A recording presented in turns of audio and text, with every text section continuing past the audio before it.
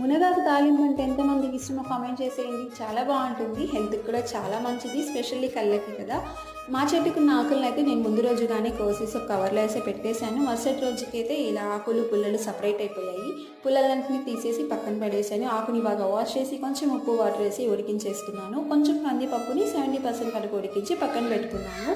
Stove మీద బాండలు పెట్టి oil వేసి హీట్ అయిన తర్వాత అందులోకి పోపు దినుసులు వేసుకున్నాను. ఆ తర్వాత ఇది తాలింపు పొడి అండి, ఇంట్లో అందరు యూస్ చేస్తాం కదా, ముందుగానే ఫ్రై చేసుకుంటున్నాను. మామూలుగా అయితే తర్వాత వేసుకుంటాము, కానీ ఇది పచ్చివాసన పోయేంత వరకు ఇలా ఫ్రై చేసుకొని ఆ తర్వాత ఇందులోకి ఇలా ఉడికించుకున్న మునగాకుని అయితే వేస్తున్నాను. మిగతా తాలింపులకైతే లాస్ట్లో చల్లుకుంటాము, అలా కాకుండా దీనికి కొంచెం ముందనమాట. ఆ తర్వాత ఇందులోకి ఉడికించుకున్న కందిపప్పును కూడా వేసేసి బాగా మిక్స్ చేసుకొని ఒక 5 మినిట్స్ వరకు మీడియం ఫ్లేమ్లో పెట్టేసుకుంటే తాలింపు అనేది రెడీ అయిపోతుంది.